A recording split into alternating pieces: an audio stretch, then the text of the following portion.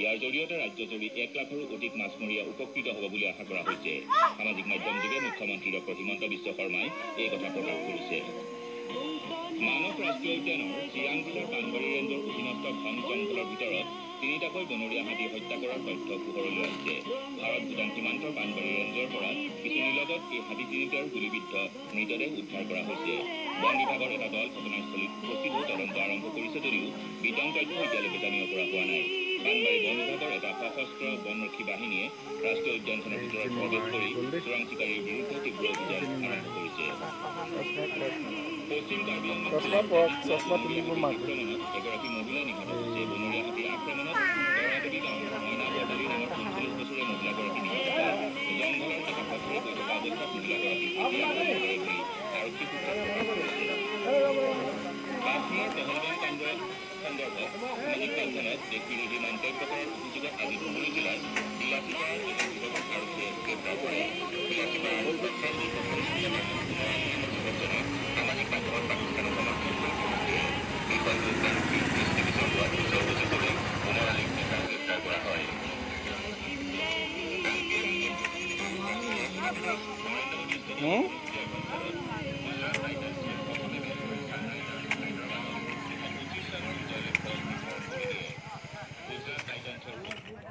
ভোটগ্ৰহণ অনুষ্ঠিত হৈছে। ৰাজ্যিক নিৰ্বাচন আয়োগৰ তথ্য অনুসৰি বিয়লি 3:30 বজা পৰ্যন্ত 56.4% ভোটদান সম্পন্ন হৈছে।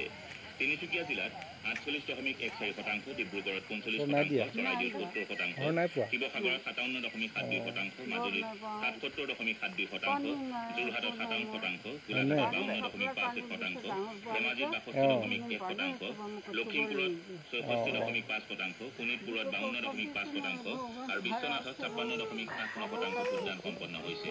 আনহাতে বৰাক উপত্যকাৰ কাছাৰ জিলাত 58.55%, হাইলাকান্দিত 60.10% আৰু শ্ৰীভূমি জিলাত 60.15% ভোটদান সম্পন্ন হৈছে।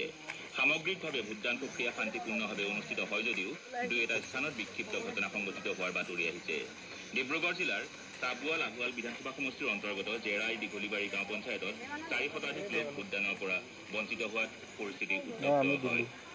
চৰাইদেউ জিলাত প্ৰথম পৰ্যায়ৰ ভোট গণনা শান্তিপূৰ্ণভাৱে অনুষ্ঠিত হয়। পুৱাৰে পৰা চৰাইদেউ জিলাৰ গ্ৰামাঞ্চল আৰু চাহ বাগিচাসমূহত পুৰুষ মহিলা উভয়ে ভোটদানৰ বাবে ভোটগ্ৰহণ কেন্দ্ৰসমূহত দীঘলীয়া শাৰী পতা দেখা যায়। ভোটদানৰ হাৰ পুৱাৰ ভাগত কিছু কম আছিল যদিও বিয়লিৰ ভাগত ভিৰ পৰিলক্ষিত হয়। তিনিচুকীয়া জিলাৰ ডিগবৈ বেতনী প্ৰাথমিক বিদ্যালয় ভোটগ্ৰহণ কেন্দ্ৰত স্থানীয় ৰাইজে প্ৰতিবাদ কৰি ভোট বৰ্জন কৰে। এই ভোট কেন্দ্ৰটো কামদাং পঞ্চায়তৰ 9 নম্বৰ ৱাৰ্ডৰ অন্তৰ্ভুক্ত। ডিগবৈ বিধানসভা সমষ্টিৰ পৰা ডুমডুমা বিধানসভা সমষ্টিত অন্তৰ্ভুক্ত কৰাৰ বাবে স্থানীয় ৰাইজে প্ৰতিবাদ কৰি ভোটদানৰ পৰা বিৰত থাকে। কেন্দ্ৰটোত 471টা ভোটৰ বিপৰীতে মাত্ৰ 9জন ভোটদাতাই ভোটদান কৰে।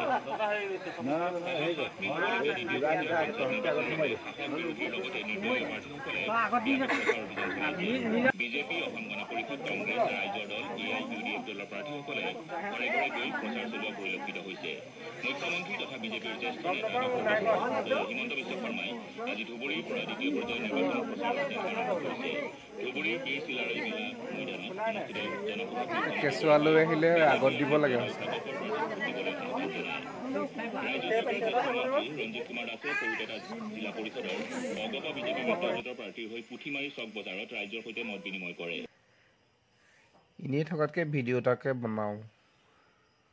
5 বছৰ মূৰতহে আৰু দেখা পাম। 5 বছৰলৈ আমি আজৰি হৈছোঁ আৰু আমনি লাগিছেগৈ থিয় হৈ হৈ। ভিডিঅ' অকণমান কৰোঁ, দায় দোষ নধৰিব আৰু দেই। কৃষ্ণ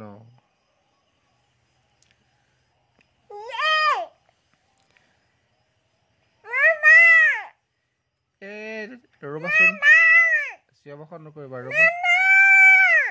এয়া কেঁচুৱালৈ আমি ভোট দিবলৈ আহিছোঁ। আমনি লাগিছে, অকণমান ভিডিঅ' কৰিছোঁ দেই, দায় দোষ নধৰিব,